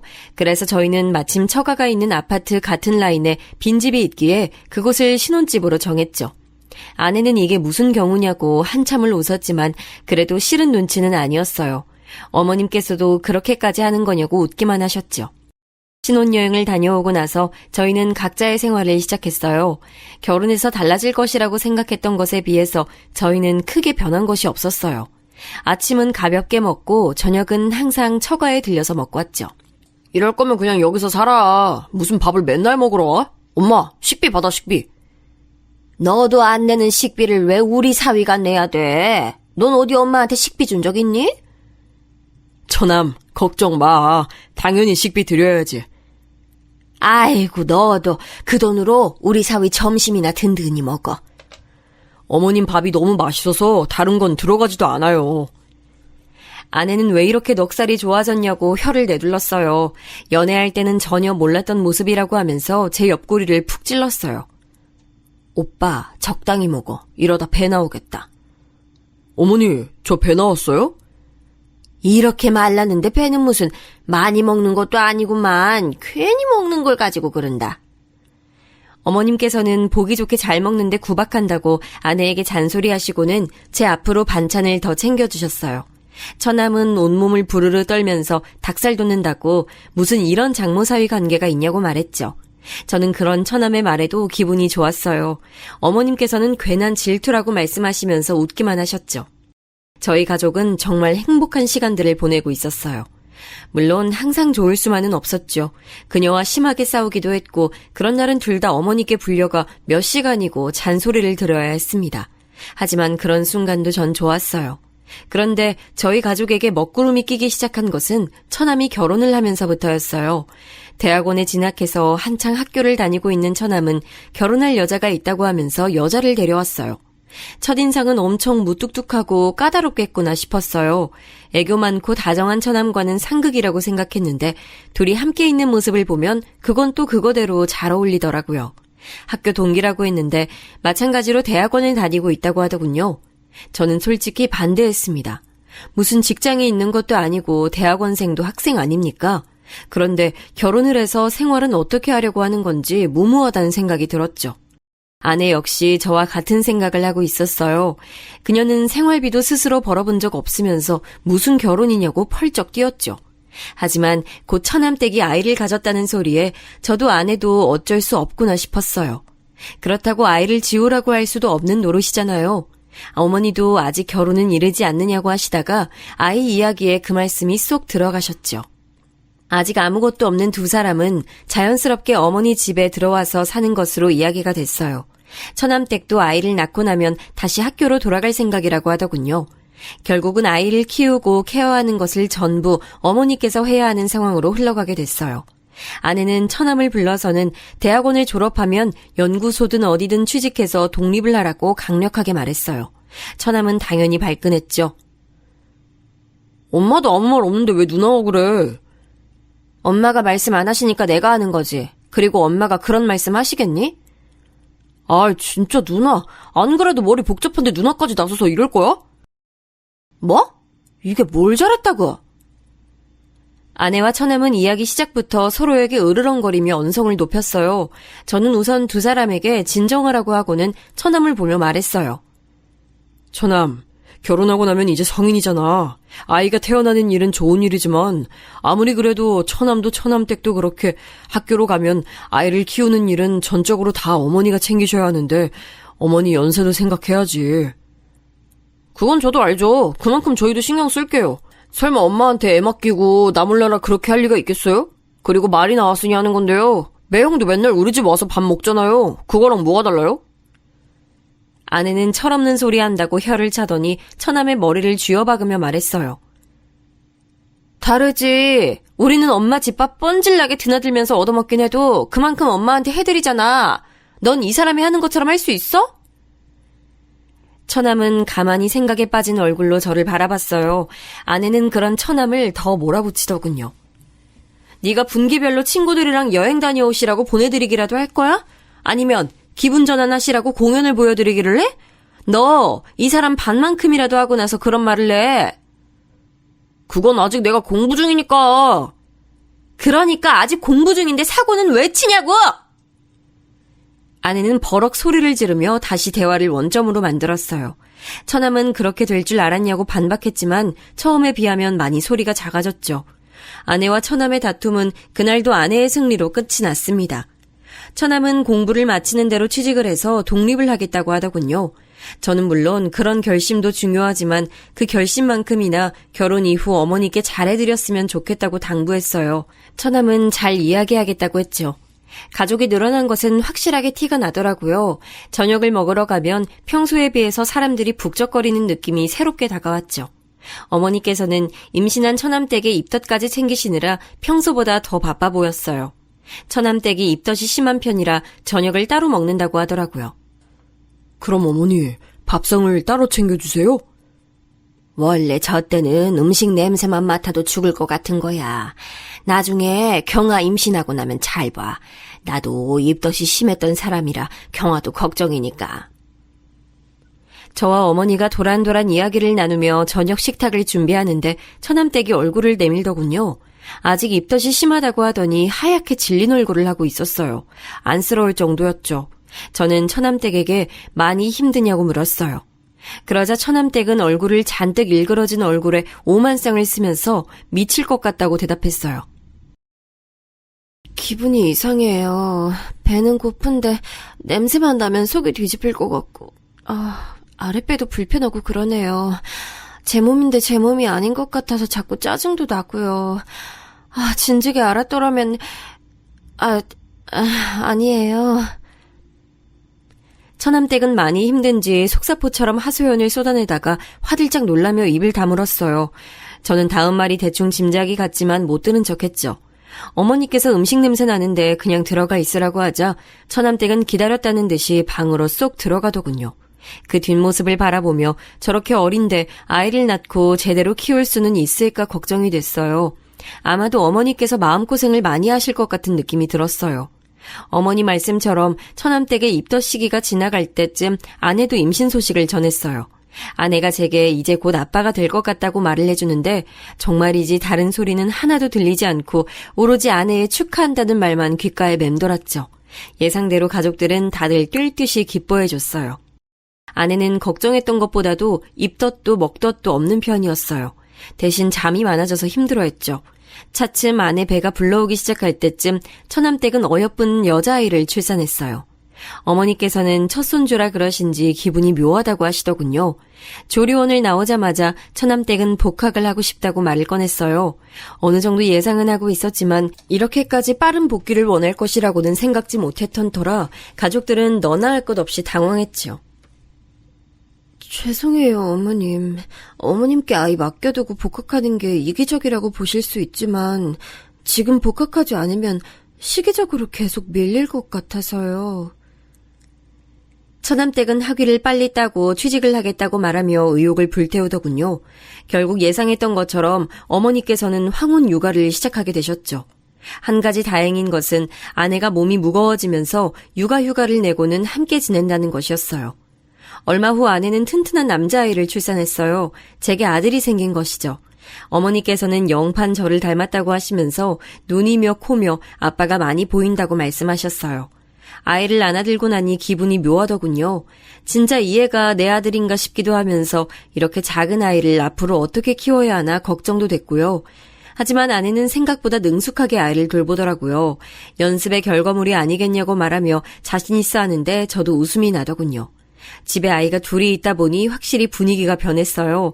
몇 달 차이 나지 않는다고 해도 하나는 집을 걸어 다니고 있었고 하나는 이제 겨우 뒤집기를 성공했을 뿐이었죠. 그렇게 정신없는 와중에도 처남댁의 얼굴은 잘 보기가 힘들었어요. 실험이 바쁘다면서 외박을 종종 하더라고요.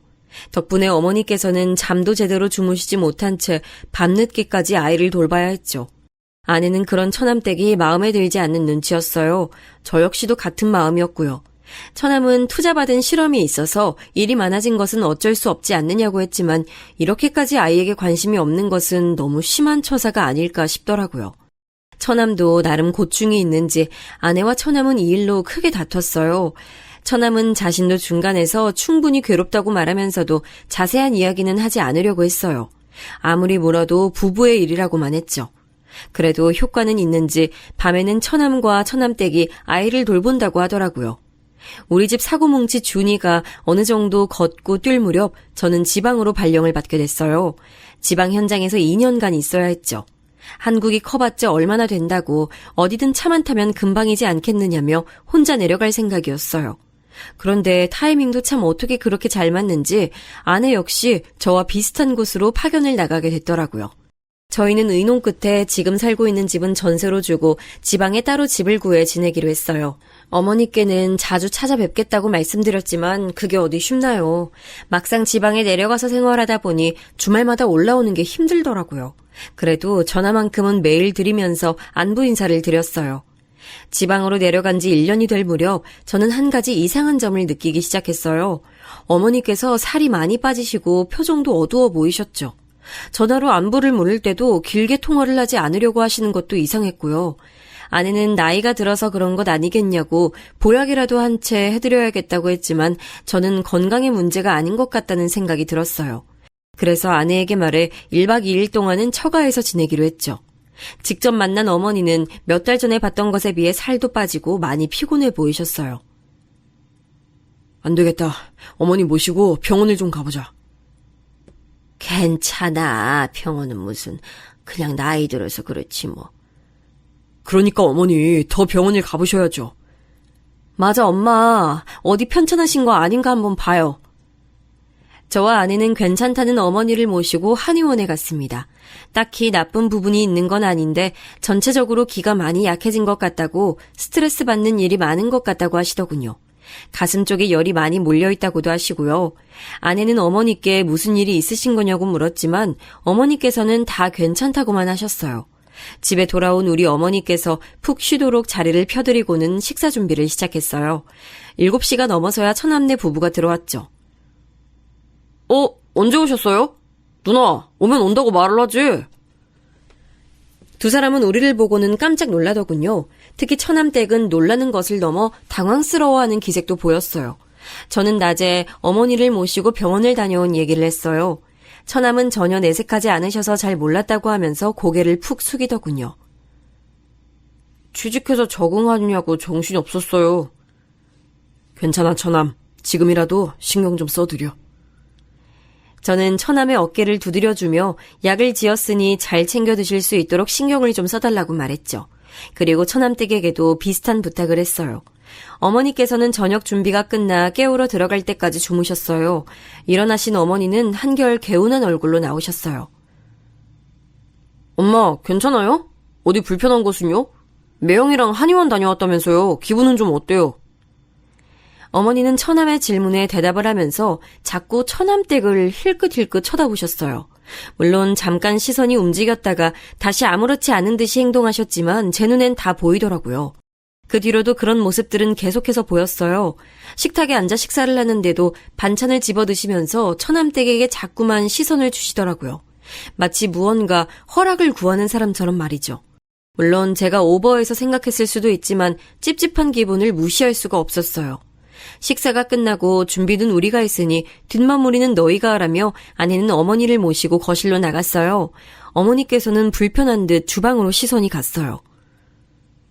어머니, 뭐 불편하신 것이라도 있으세요? 물이라도 가져다 드릴까요? 제 말에 어머니께서는 소스라치게 놀라면서 아무것도 아니라고 하셨죠. 아내 역시도 뭔가 이상하다는 것을 눈치채기 시작했어요. 뭘 그렇게 놀라세요? 내가 놀라기는 뭘. 어머니께서 말씀을 얼버무리셨어요. 곧 처남댁이 과일을 가지고 나오더군요. 그녀는 사과를 예쁘게 깎아서는 어머니께 드셔보시라고 내밀었어요. 어머니께서는 잠시 망설이다가는 잘 먹겠다고 말씀하시면서 과일을 받아 드셨어요.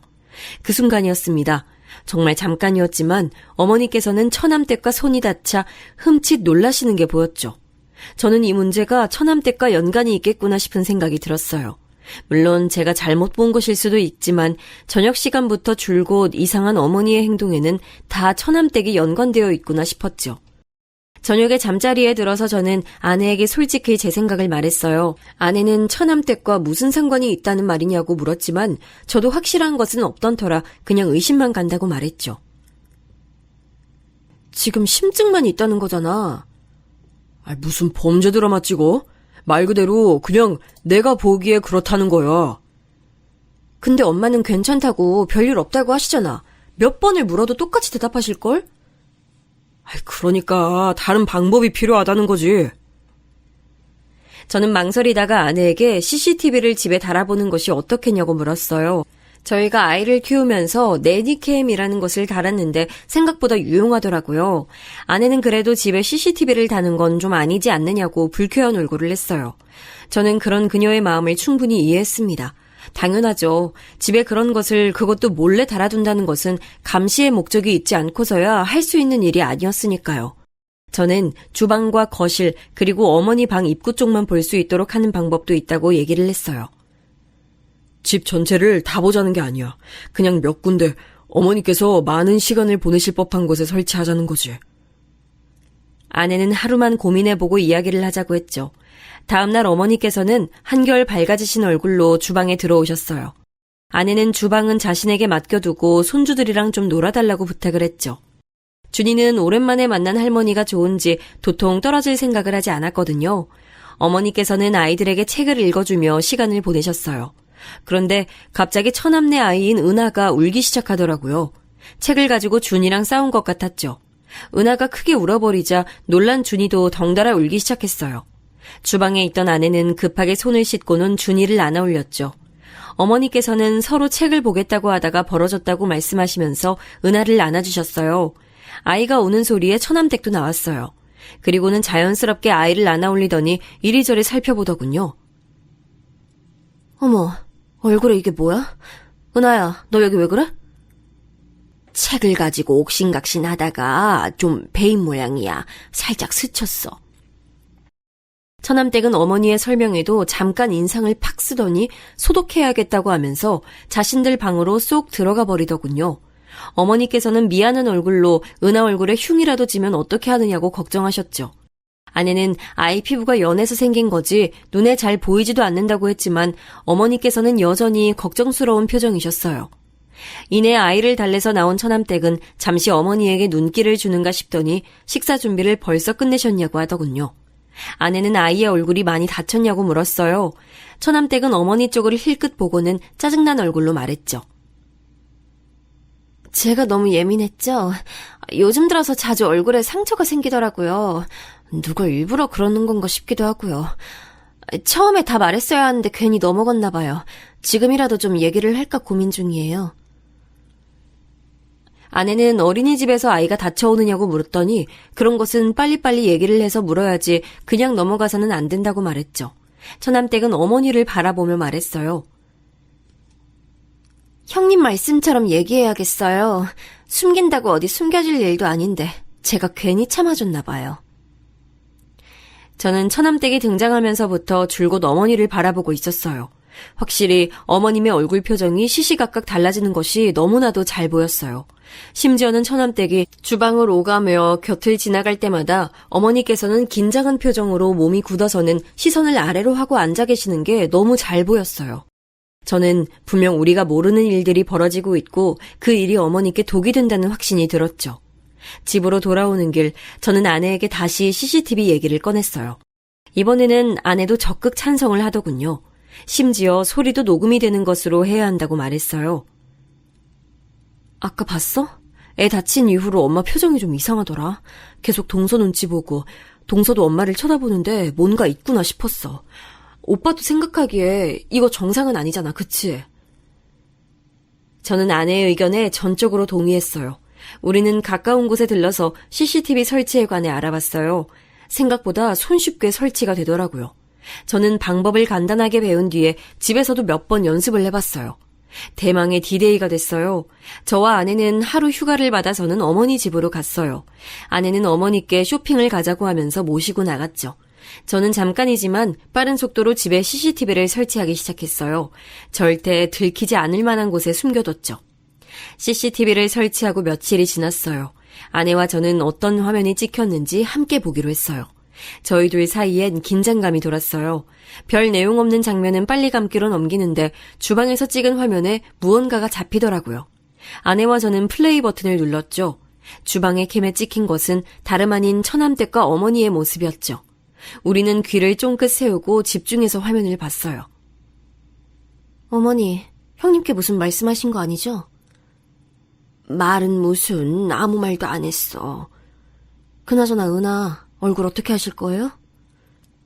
살짝 스친 거야. 살짝? 살짝이요? 아유, 미안해. 그런 말로 해결될 일이라고 생각하세요?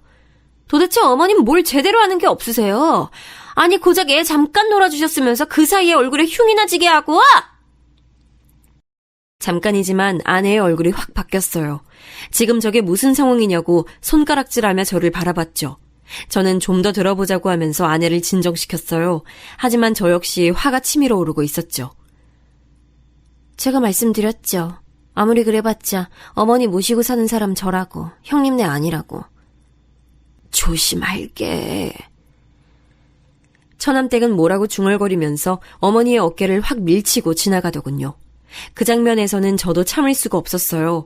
지금 이게 무슨 상황인지, 왜 어머니께서는 아무 말씀도 못 하시는지 이해가 되지 않았죠. 아내는 더 볼 필요가 있느냐고 했지만 저는 좀 더 찾아보자고 말했어요.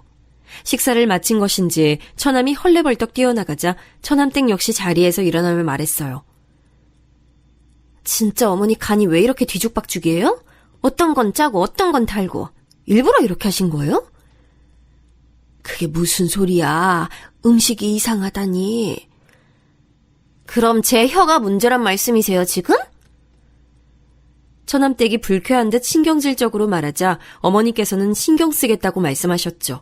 주먹을 쥐고 있는 손에 저절로 힘이 들어가는 게 느껴졌어요. 그리고 손바닥이 따끔하더군요. 너무 세게 쥔 나머지 손톱이 손바닥을 파고들었기 때문이었어요. 저는 좀 더 뒤로 돌렸어요. 이번엔 처남댁이 퇴근하는 모습이 보였어요. 아직 대낮인데 벌써 마치고 들어오나 싶었어요. 처남댁은 오자마자 인사는 어디 가고 없고 어머니 방으로 들어가더니 가방을 하나 가지고 나오더군요. 제가 생신 때 선물해드린 명품백이었어요. 그리고는 자기 방으로 들어가서 화려하게 옷을 바꿔 입고 나왔어요. 한쪽 손에는 빨랫거리로 추정되는 것을 쥐고 있었고요. 저 오늘 친구들이랑 약속 있어요. 늦을 테니까 밥 챙겨 먹이세요. 그 애도 오늘 늦는다고 하고. 그래. 그리고 제발 부탁인데 빨래하실 때 신경 좀 쓰세요. 도대체 언제까지 말씀드려야 돼요? 드라이 하는 거는 그냥 맡기시라고요. 왜요? 돈이 아까우세요? 처남댁은 쥐고 있던 옷을 어머니 발 근처로 던지며 말했어요. 어머니께서는 옷을 주워들고는 이리저리 돌려보시는가 싶더니 이내 미안하다고 하시더라고요. 이 옷이 얼마짜린데 진짜 아깝게. 도대체 그동안 살림은 어떻게 살아오신 거예요? 믿을 수가 없네. 미안해. 드라이 하는 건 줄 몰랐어. 어머니, 제가 미안하단 소리 그만 듣겠다고 했죠? 미안할 행동을 하지 말고 처음부터 좀 똑바로 하시라고요. 왜요? 억울하세요? 저한테 이런 소리 듣는 게? 어머니께서는 아무 말씀도 못하시고 고개를 저으셨죠. 저는 아내에게 더 이상 볼 필요가 없을 것 같다고 하면서 당장 어머니를 모시고 오자고 말했어요. 지금 어머니 모시고 오는 게 문제야? 전혀 머리채를 내가 다 뽑아버릴 거야. 감이 어디다 대고. 아내는 잔뜩 흥분한 상태로 어디론가 전화를 걸고 있었죠. 야, 이 등신아, 너 지금 어디야? 누나, 갑자기 뭔 소리야? 화가 잔뜩 난 아내는 처남에게 전화해 다짜고짜 소리를 질러댔어요. 처남은 영문도 모르고 이게 무슨 일이냐고 묻기만 했죠. 저는 급하게 아내에게서 전화기를 빼앗고는 처남에게 어디냐고 물었더니 집이라고 하더군요. 쉬는 날이라서 은하와 놀아주는 중이라고 말이죠. 처남댁 옆에 있어? 그 사람? 아니, 어제 1박 2일로 대학 동기들이랑 놀러 갔어요. 왜요? 그럼 어머니는? 엄마는 목욕탕 가셨는데요? 저는 그럼 어머니 오시거든 은하를 맡겨두고 잠깐만 보자고 했죠. 대충 지금 출발하면 그 시간쯤 근처에 도착할 것 같다고 하면서 말이에요. 저는 절대 그 누구에게도 우리를 만난다는 말을 해서는 안 된다고 했어요. 처남은 의아해하면서도 알겠다고 말했죠. 전화를 하는 동안에 아내는 펑펑 눈물을 쏟으며 CCTV 속 어머니의 얼굴을 쓰다듬었어요. 그녀는 왜 어머니가 아무 대꾸도 못하시고 이렇게 당하고 계시는지 이해할 수가 없다고 했어요. 그런 점은 저 역시 같은 생각이었죠. 저는 처남을 만나는 동안 집에 가서 어머니의 짐을 싸두라고 일렀어요. 아내는 제게 미안하다고 하더군요. 미안하다니 무슨 소리야. 당연히 우리가 모셔와야지. 그 악마 같은 여자가 쫓겨나기 전까진 우리가 모실 거야.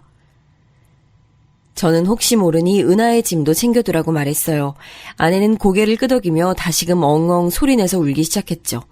준이는 갑자기 울고 있는 엄마를 보고는 어리둥절한 얼굴로 절 바라봤어요. 저는 준이에게 엄마를 안아주라고 하고는 급히 올라갈 준비를 했죠. 차 안에서 저도 아내도 한마디 말을 할 수가 없었어요. 평소엔 동요로 크게 틀어두고 준이와 노래를 부르던 아내는 고개를 떨어뜨리고 아직도 눈물을 흘리고 있었어요. 절대 어머니 앞에서 그런 모습 보이면 안 되는 거 알지? 어머니 속상해 하실 거야. 우리가 이 사실을 알게 됐다는 사실만으로도 어머니 힘드실 텐데 그렇게 울면 어떡해. 내가 그년 절대 용서 안 해. 절대. 어떻게 엄마한테. 저는 울컥하는 아내의 손을 잡아주며 빨리 어머니를 모시고 오자는 말만 했어요. 아내를 집 앞에 내려주고 저는 처남을 만나러 갔습니다. 처남은 집 두고 왜 밖에서 보자고 하는지 모르겠다고 툴툴거리더군요. 저는 집에서는 할 수 없는 이야기였다고 하면서 CCTV의 영상을 보여줬습니다. 잠시 동안 영상을 뚫어져라 쳐다보던 처남은 언제 찍은 것이냐고 묻더군요. 최근이야. 저번에 어머니를 뵙는데 걸리는 게 있어서. 이런 일이 있으면 저한테 먼저 얘기를 해주셔야죠. 뭘? 어머니가 이상하다는 얘기를 했어야 한다는 거야? 아니면 CCTV를 설치한다는 얘기를 했어야 하는 거야? 당연히 둘 다죠. 엄마도 왜 이런 일이 있는데 말도 못하고. 이게 지금.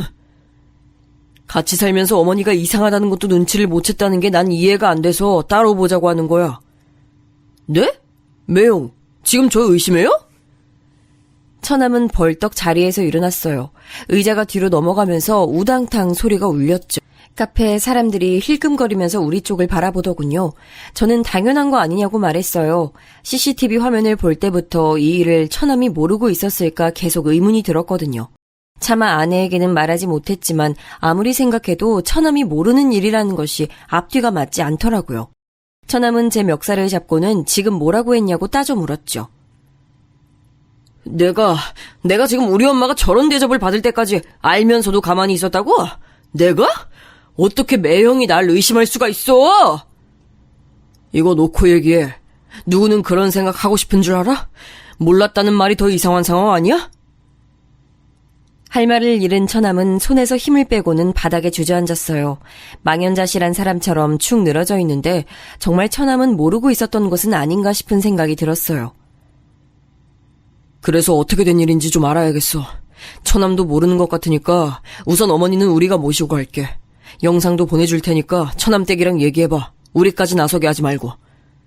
진짜 왜 이런 일이...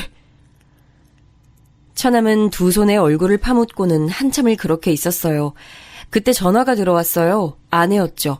아내는 지금 당장 집으로 오라고 다급하게 말했어요. 저는 깜짝 놀라 처남에게 급히 집으로 가자고 말했죠. 다행히 멀리까지 나온 것이 아니라 금방 집으로 들어갔어요. 집에는 언제 왔는지 처남댁이 와 있더군요. 처남은 다짜고짜 처남댁에게 다가가서는 그녀의 양팔을 붙들고 소리를 질렀어요. 너 왜 우리 엄마한테 왜 그랬어? 갑자기 왜 그러는데? 당신도 형님도 이게 다 무슨 일이야? 처남댁은 갑자기 벌어진 일에 당황하면서 오히려 다들 왜 몰려와서 이러냐고 물었어요. 처남은 CCTV 영상을 그녀 앞에 들이밀고는 이게 뭐냐고 말 좀 해보라고 하더군요. 영상을 보던 처남댁은 소스라치게 놀랐어요. 그리고는 집안을 두리번거리며 CCTV를 찾기 시작했죠. 어떻게 집에 CCTV를 설치할 수 있어? 나한테 한마디 말도 없이? CCTV 내가 설치했다. 어쩔래? 네가 하도 우리 엄마한테 수상하게 굴길래 설치했어. 안 했으면 어쩔 뻔했냐? 너 이렇게 못돼 처먹은 짓을 하는데 모르고 있었을 거 아니야? 아내가 버럭 소리를 질렀어요. 어머니께서는 온몸을 떠시며 준이와 은하를 품에 안고 계셨죠. 저는 방에 들어가 계시라고 말씀드렸어요. 안방으로 들어가는 순간까지도 어머니는 거실에 모인 식구들의 눈치를 보셨습니다. 형님, 이거 사생활 침해예요. 어떻게 동생네 가족이 사는 집에 CCTV를 설치하세요? 사생활 침해? 그래, 내가 사생활 침해 좀 했다. 그러는 너는 우리 엄마한테 그따위로 행동하는 건 잘한 일이고? 그거는... 네... 제가 말이 좀 심하긴 했는데요. 다 이유가 있어서 그랬어요. 이유? 이유가 있어? 어떻게 이유가 있을 수 있어? 형님은 그동안 따로 사셔서 잘 모르시겠지만 어머니 정신이 좀 이상하시다고요. 그래서 이렇게 강하게 말씀드리지 않으면 기억을 못하고 자꾸만 위험하게 실수를 하신다고요. 처남댁의 입에서 나온 소리에 저도 처남도 아내도 입만 떡 벌리고 서서 그녀를 바라보고 있었어요. 아니, 나사가 풀린 것도 아니고 자꾸만 같은 실수를 반복하시는데 그럼 어떡해요? 그냥 그렇게 둬요? 너 우리 엄마한테 뭐라고 했냐? 야, 정신이 이상해? 그래서 병원은 모시고 갔어? 병원에서 그렇게 말씀하셔? 아니지? 내가 너 집에 일찍 들어오는 꼴을 못 봤는데 그랬을 리가 없지. 행동하는 거 보면 딱 알지. 그런 걸 뭐하러 병원까지 가? 더 이상 분노를 참지 못하던 아내가 순식간에 처남댁에게 달려들어 머리채를 휘어잡았어요. 처남댁은 소리를 지르며 팔을 휘둘렀지만 아내에게는 닿지도 못했죠. 이게 좋게 말을 하니까 입 밖으로 나오면 다 말이야? 어디서 입으로 똥을 쳐싸고 있어? 아내는 머리채를 잡은 손에 힘을 주고는 다시 한번 말해보라고 윽박질렀어요.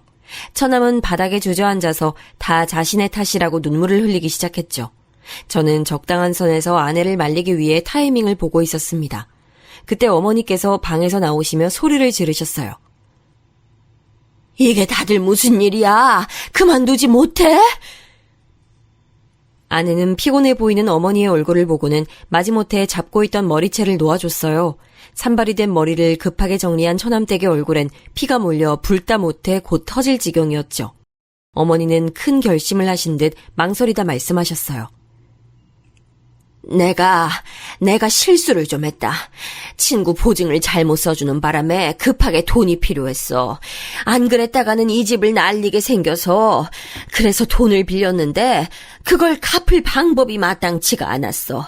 그래서 이서방한테는 미안하지만 이서방이 사다 준 물건들을 내다 팔았는데 그걸 며느리한테 들켰어. 어머니의 고백에 놀란 저는 왜 말씀을 안 하셨냐고 물었어요. 이서방한테 미안해서 어떻게 말해. 잘해준 것도 없는데 나한테 어머니 하면서 살갑게 대해주고 사위 이상으로 나한테 신경 쓰고 챙겨주는데 급전이 필요하다고 그런 자네가 준 걸 내다 팔았다고 어떻게 말을 해. 그냥 꽁꽁 숨겨두고 싶었어. 아무도 모르게. 어머니, 처음부터 돈이 필요하다고 솔직하게 말씀해 주셨다면 어떻게든 해결했을 텐데요. 그 꼬투리 잡힌 걸로 그럼 계속 참고 계셨던 거예요? 어머니께서는 자식들에게만큼은 알리고 싶지 않았다고 말씀하셨어요. 아내는 그깟 돈이 얼마나 된다고 그 모욕을 참아내며 사셨냐고 어머니를 안고는 펑펑 울기 시작했죠. 처남댁, 다시 말해봐. 어머니가 정신이 이상하셔? 어떻게 눈 하나 까딱 안 하고 그런 말을 하지? 처남댁은 어머니가 다 터뜨리실 것이라고는 전혀 생각하지 못한 듯 입술을 깨물고는 이리저리 눈동자를 돌리고 있었어요. 딱 봐도 이 상황을 어떻게 하면 빠져나갈 수 있을까 고민하는 눈치였죠. 처남은 단단히 결심한 얼굴로 말했어요. 이렇게까지 왔는데 내가 미쳤다고 너랑 살겠냐?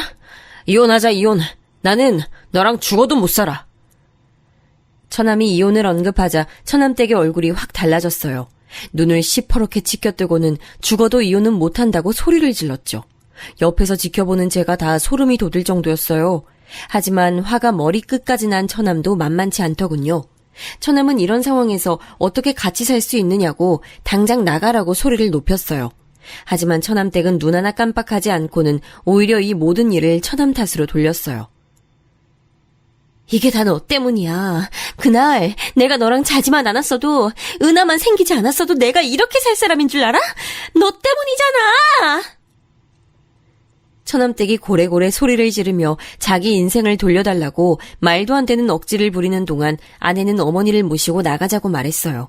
저는 아이들 가방을 어깨에 걸치고는 은하와 준이를 양팔에 안아 올렸죠. 고성이 오가는 모습에 아이들도 잔뜩 겁을 먹은 것 같았어요.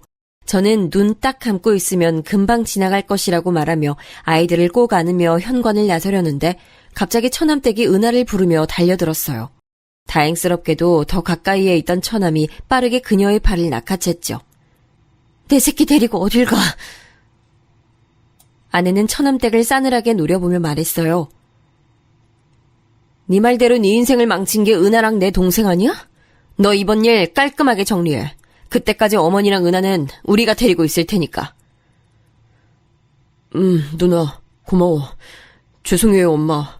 감사합니다, 매형. 우리는 길길이 날뛰는 처남댁을 뒤로하고 집을 나섰습니다.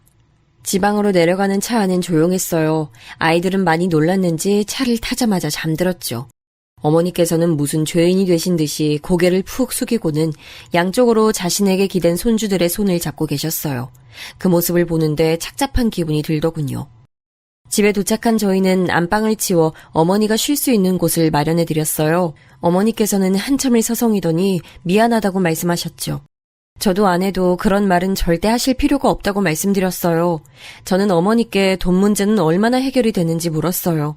망설이시던 어머니께서는 날랐던 지인이 사기죄로 잡혀서 곧 돈을 일부 돌려받을 수 있을 것 같다고 하더라고요. 정말 다행이네요. 그럼 어머니 더 이상 신경 쓰실 일도 없겠어요. 내가 이 서방 볼 면목이 없어. 또 그런 말 하신다. 저 자꾸 그렇게 말씀하시면 섭섭해요. 저는 무거워진 분위기를 좀 바꿔보려고 일부러 밝게 말씀드렸어요. 아내 역시 괜찮다고 다 좋아질 것이라고 말하면서 한동안은 이모님 부를 필요 없어서 돈 굳었다고 장난스럽게 말했죠. 어머니께서는 저희 부부의 반응에 어처구니 없다는 웃음을 보이셨어요. 그렇게 저희는 네 식구로 새 출발을 시작했어요. 얼마 지나지 않아서 아내의 뱃속에 작은 생명이 있다는 것도 알게 됐죠. 아내는 이번에야말로 꼭 딸이었으면 좋겠다고 말하더군요. 그렇게 우리 식구들이 평화를 찾아갈 동안 처남은 무척이나 바쁘게 시간을 보냈어요. 은하를 보러 몇 번 내려오긴 했지만 처남댁과의 이혼이 뜻대로 쉽게 진행되는 것은 아닌 모양이더라고요. 처남댁 쪽에서도 죽어도 이혼은 못한다고 버틴다고 들었습니다. 급기야 이혼의 조건으로 지금 살고 있는 집을 요구한 모양이더라고요. 처남은 아무래도 재판까지 갈 것 같다고 조심스럽게 말해줬습니다. 저는 어떻게든 도움이 필요하다면 뭐든 말하라고 했어요. 그 사이에 저는 다시 본사로 복귀하게 됐어요. 예전에 살던 집으로 다시 돌아갈까도 생각했지만 아직 마무리되지 않은 시점에서 처남댁과 오고 가며 부딪히는 일은 만들고 싶지 않아 다른 동네에 집을 알아보았답니다. 전세로 주던 집은 팔아버렸죠. 다시 올라간다는 말에 어머님께서는 많이 불안해하셨지만 이내 다른 동네라는 사실에 안도하시는 눈치였어요. 말씀은 안 하셨지만 처남댁과의 일이 마음의 상처로 남은 것 같았습니다. 저희 부부는 더 이상은 어머니께서 마음 다치는 일 없이 오랫동안 우리와 함께하기를 바라면서 처남의 이혼이 빨리 해결되길 바랐어요. 그렇게 몇 달이 더 지나고 아내는 소원처럼 어여쁜 딸을 출산했어요. 어머니께서는 새로 태어난 생명에 무척이나 기뻐하셨죠. 이 아기가 복덩이인지 때마침 처남의 이혼 소송도 승소로 판결이 났어요. 양육권도 친권도 모두 처남이 가지는 것으로 얘기가 된 것은 물론 접근 금지 처분도 받아냈죠. 앞으로 은하 앞에도 어머니 앞에도 절대 나타나지 못하도록 말이에요. 그리고 추가로 어머니께 저지른 행동에 대한 위자료도 청구한다고 하더군요. 처남은 시간이 아무리 많이 걸려도 끝까지 가볼 예정이라고 눈에 불을 켜며 말했어요. 한참은 더 지나고서야 알게 됐는데 처남댁은 이혼 이후 연구소에도 소문이 나는 바람에 따돌림을 당하다가 결국에는 그만두고 해외로 나갔다고 하더라고요. 처음엔 그렇게 은하를 만나고 싶어 하더니만 그것도 이혼 판결이 나고 나서는 전혀 찾질 않았어요. 심지어 법정에서 무슨 일이 있어도 아이는 자신이 키우겠다고 말했다고 하는데 어떻게 한 번도 연락이 없을 수 있는지 의문이 들었죠. 물론 저희가 접근 금지를 신청하긴 했지만 그렇다고 전화도 없을 줄은 몰랐거든요. 아내는 양육권은 줄 수 없다고 난리까지 피웠던 것도 자신이 유리하기 위한 장치가 아니었겠냐고 하더군요. 처남댁이 어디서 어떻게 지내는지 조금도 궁금하지 않지만 제발 인간답게 사람답게 살았으면 좋겠다는 생각이 드네요. 남은 시간 자신이 어머니에게 얼마나 큰 잘못을 저질렀는지 깨닫게 되는 계기가 생겨 어머니가 겪은 고통만큼 당해보고 뼛속 깊이 반성이라는 것을 했으면 좋겠네요.